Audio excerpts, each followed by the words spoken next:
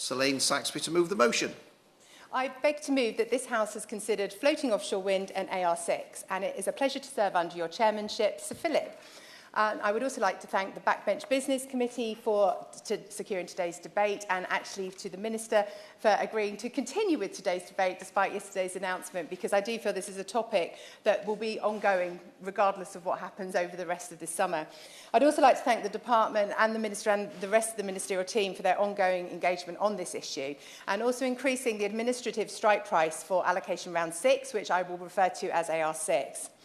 The industry welcomed the administrative strike price at AR6 with the uplift from £60 megawatts per hour from 116 to 176, demonstrating that the government has listened to the industry and signalled a policy change that acknowledges the changing economic landscape for developers. Following the Committee for Climate Change's recommendations, floating offshore wind, which I'll refer to as FLOW, is set to make up to 5 gigawatts of our energy generation by 2030 and 50 gigawatts by 2050.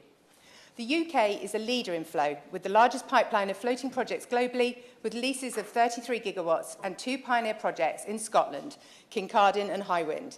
FLOW has the potential to bring 29,000 jobs and £43.5 billion in gross value added to the UK by 2050, a prospect that should fill us with optimism. However, we need to ensure that we are ahead of the curve and not just deploy this technology for energy generation, but also harness its full potential by developing the manufacturing element. But all of this is only technically feasible if we develop FLOW at a large scale. To do this, we need port investment from FlowMIS, but most importantly, a coordinated strategy with stepping stone projects to make this happen. As chair of the Celtic Sea All-Party Parliamentary Group, I will be making a strong case today for FLOW in that region. I've had significant input from Professor Deborah Greaves from the University of Plymouth and the team at Renewable UK, and would like to thank them for their contribution to my speech today. FLOW in the Celtic Sea region offers unique advantages, allowing us to harness energy regardless of wind direction.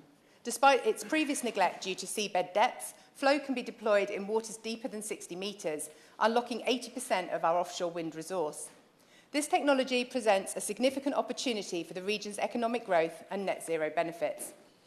In 2024, the Crown Estate launched the leasing round for up to 4.5 gigawatts in the Celtic Sea, a crucial component in the battle to mitigate climate change and progress to net zero greenhouse gas emissions.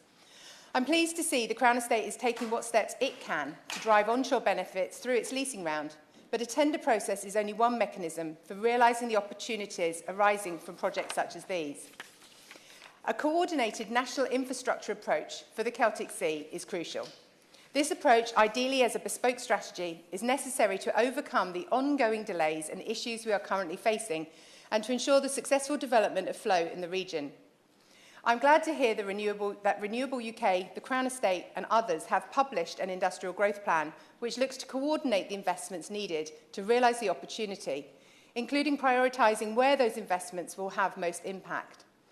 Using the industrial growth plan as a blueprint to bring forward an industrial strategy for the Celtic Sea, which provides clarity on how those private investments can coordinate with public investment in critical infrastructure like ports, will provide other investors with the long-term certainty they need to ensure Round 5 and future Celtic Sea projects are as successful as possible. But the importance of AR6 cannot be understated. At the moment, investor confidence is low, partly due to the failure of the Contracts for Difference CFD in 2023 in AR5 to secure any contracts for offshore wind. This is compounded by international competition and the attractiveness of other markets, which are significantly investing in FLOW infrastructure. The competition, in my mind, is stopping the evolution of FLOW. There are currently 4 FLOW projects that can bid into AR6, with a total capacity of 658 megawatts. Blythe at 58, which is in Northumberland, presented by EDF Renewables and Ireland. Erebus, which is 100 megawatts in the Celtic Sea by Blue Gen Wind, which is backed by Total Energies and the Simply Blue Group. Pentland, 100 megawatts in Scotland, backed by Copenhagen Infrastructure Partners. And one new innovation and targeted oil and gas project, Greenvolt, which received consent in April, which can bid 400 megawatts. The budget at AR6 needs to be big enough to accommodate not only the projects that lost out in AR5, but also those that would have bid into AR6, so as to not have a knock-on effect on future allocation rounds. I cannot stress enough the future benefits to getting the budget right in this round and as many of these projects that are viable out to sea as rapidly as possible. The opportunity here is to not only regain lost ground, but also support flows growth into the future. This means that while a typical budget might accommodate 1 or 2 projects, this year's budget needs to accommodate 3 or 4. Without these stepping stone projects, we run a risk of higher costs for future commercial scale projects and creating mixed signals for investors in projects, supply chains and ports. Every project that bids and has cleared the hurdles by the department should be able to progress, especially if projects are ready to float. Historically, Celtic Sea ports have not received the same levels of investment that have helped their North Sea counterparts develop the supply chain and port capabilities that are necessary to deploy flow. It is indeed hugely disappointing that the only successful flow project in AR4, the Hexagon project in Cornwall, did not see its associated port, Falmouth, receiving any funding from FlowMIS. The dislocation of these spending decisions is bewildering to those of us working with developers in the region. As I have already said, investor confidence is low following the lack of bids into AR5, and we have to encourage external investment. And this is simply not the direction of travel we have been seeing from government spending decisions in recent times. Whilst I understand the budget is a matter for the Treasury in the future, I have also met with the current Secretary of the Treasury to ask for a budget big enough to maximise the number of winning projects and accommodate those who couldn't bid in AR5, as the Pot 2 budget needs to be big enough to accommodate multiple projects. This is essential to allow Celtic Sea projects to move forward at the same pace as North Sea projects. The Celtic Sea regions of the South West and Wales are economically deprived areas, so there is a great opportunity for impact on the region's economy and society, but there needs to be huge innovation to commercialise the sector fully. With my Celtic Sea hat on, effective routes to investment could include Celtic Sea ring-fence CFD allocations. Indeed, I would allow each region to have its own pot. We need these small test and demonstration sites to succeed before any business is going to invest the kind of money required to deliver the flow of the future this country needs. I was told yesterday that developers are spending £50 million before they even get their bid in for their contract for difference, and it will cost £1 billion to build a stepping stone project. We should also look to the past, as fixed offshore wind was not required to bid in this competitive way until 5 gigawatt had already been secured. We need dedicated Celtic Sea flow misallocations, we need place-based investment, regional coordination of public funds, and proper net zero plans for the region. The CFD budget plays a vital role in supporting the development of flow in both the North Sea and the Celtic Sea, but it must be substantial enough to ensure the progress of multiple flow projects each year, thereby preventing a monopoly in the North Sea and ensuring a fair distribution of resources. Looking at port investment, I am pleased that one Celtic Sea port has been supported through Port Talbot in Wales. However, I would urge the government to look at a multi-port strategy because we know that no single all-purpose port can accommodate the scale of flow development and the need to serve such a large area of ocean. An increase in budget requires more FlowMIS funding rounds, and the decision for allocating grant funding should be reviewed to better apportion the budget to support multiple ports in the Celtic Sea region, taking into consideration the stepping stone nature of the Celtic Sea flow projects. I was, as mentioned, hugely disappointed that no funding had been made available to Port Falmouth, given its partnership with Hexagon's Twin Hub. They had successfully bid for their CFD in AR4, and the Twin Hub project is therefore far more advanced than others. But the absence of FlowMIS funding will now make it more challenging for these partners to deliver their project and will almost certainly see all of the onshore benefits of this vital project go overseas. The stepping stone nature of the Celtic Sea flow project seems to have been omitted from the decision criteria for FlowMIS, and the all-party parliamentary group will continue to seek to engage with ministers to secure additional port funding into Falmouth and other ports around the Celtic Sea as more projects secure release.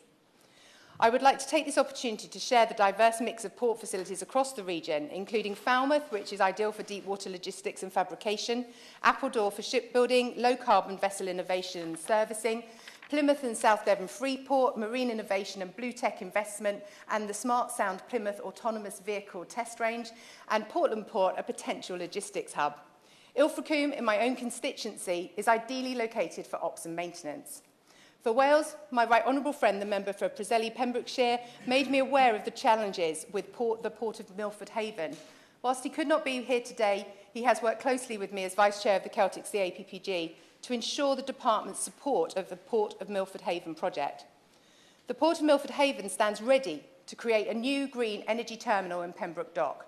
As the closest port to the Celtic Sea development sites, the Port of Milford Haven's development ambitions at Criterion Quay for a 400-megawatt test and demonstration phase and a fit-for-purpose site for integration and operations and maintenance activities are crucial in the support of future commercial-scale phases of flow in the Celtic Sea. The APPG's main ask today is that there are subsequent rounds of FLOMIS grants and to increase the £160 million scheme budget. The government's support of the Hexagon's Twin Hub project is crucial, especially as the sector has been battling a much-changed economic environment since its bid. With Falmouth Port ready to match government funding, this first stepping stone project needs that vital FLOMIS leg up to see optimal onshore benefits alongside this innovative, leading offshore project. Funding decisions should be made on FLOMIS as quickly as possible to allow our ports and supply chain to gear up for this huge opportunity to ensure ports work collaboratively and optimise supply chain expertise. Another issue that can pose a stumbling block for flow, which I am dealing with firsthand in my North Devon constituency, is the national grid and cable routes with the Whitecross wind farm project. Since my election, I have championed floating offshore wind. Getting the Celtic Sea projects right would create huge economic opportunities for the local economy in North Devon. I have previously raised concerns about the Whitecross wind farm project because of the route submitted to planning, which involves tunnelling through several miles of highly designated sand dunes, which will severely disrupt several businesses for many years to come. And whilst this week some community engagement has been ongoing, the community benefit proposed for this project and the manner in which engagement has progressed has been severely lacking. Whilst communities locally are hugely supportive of flow, there are environmental concerns with cable corridor routes, and certain developments risk undermining all the support that has been generated along the southwest coastline in particular. Because of the scale of this project, the decision about whether it goes ahead now lies entirely with the Marine Management Organisation who approved the work to the shoreline, a North Devon District Council's planning authority. And whilst I have no influence on this decision, I am pushing that the community is properly recompensed for any associated disruption. The Whitecross project is not yet through the planning process and is now blighted by an issue with bats, bizarrely objections now from Natural England, who were the main reason this cable route was chosen in the first place, along with approaching 1,000 objections on the North Devon planning portal. This site has been leased from the Crown Estate, and apparently the only viable grid connection is at Yelland, which is a highly contentious site in its own right, and getting from the wind turbines to that connection is going to be hugely problematic, whichever company tries to develop it. I know strategic work on the grid is ongoing, but we need to better link these huge infrastructure projects together, as the current piecemeal approach is causing unnecessary distress to communities and businesses, untold environmental damage from a project that is designed to help reduce our carbon footprint long term. And frankly, we need to follow Tim Pick's strategy to deliver flow right around the coast effectively and efficiently.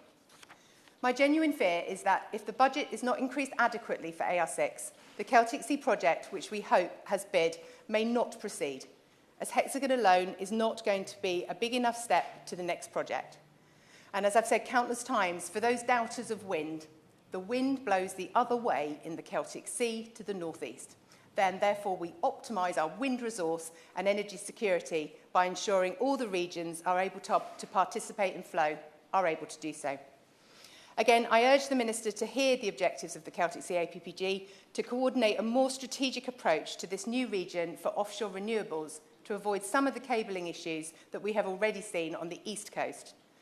The national grid needs to also work to minimise onshore disruption from this vital infrastructure.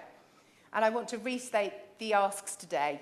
We need dedicated Celtic Sea funding and an integrated port and infrastructure strategy, working across the Celtic Sea region to derive maximum benefit from flow developments, ideally treating the entire region as one national infrastructure project. This could also include establishing sector-based working groups that engage developers, the Crown Estate, National Grid, ports and regional stakeholders to ensure strategically phased developments to support supply chain engagement and prioritisation of infrastructure spend in the region. Looking at future CFDs, The CFD needs to support multiple flow projects a year to ensure their progress and to make up the lost ground in AR5. The individual support for Celtic Sea's first flow project, Twin Hub, with recognition of its stepping stone nature, is vital to ensuring the development of the supply chain. We need to remove the barriers to flow, and whilst I know the Celtic Sea is a different kettle of fish to flow elsewhere, there is one thing in common, and that is the barriers to planning and applications. The barriers to delivering flow must be removed to ensure lasting benefits. Streamlining the planning and consenting process and increasing cooperation between government departments from DESNES, DEFRA, Department for Transport and others taking a whole systems approach could be transformational.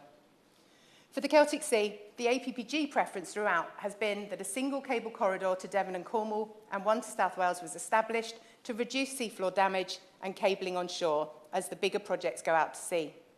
A strategic view taken on cable corridors might also reduce costs. As a deeper level, there is also a skills piece that interlinks with our flow projects. The Crown Estate estimates that up to £1.4 billion could be generated for the UK economy, with up to 5,300 new jobs created within the supply chain. The creation of a skills task force to strategically bring together sector developers and education providers will unlock the workforce needed to deliver and ensure that local people, particularly those in economically deprived areas, develop career opportunities for now and future generations. Getting this right has financial implications, so I know some of these decisions will involve the Treasury, and I will continue to lobby for a budget big enough to maximise the number of winning projects and accommodate those who couldn't bid into AR5. One of my six-point plan for North Devon is to ensure we fully benefit from the green economy, and I'm doing so here today because if fully recognised, flow will create high-value jobs and strengthen local economies, whilst bolstering research and development within the industry so that the UK can become a world leader and exporter of flow.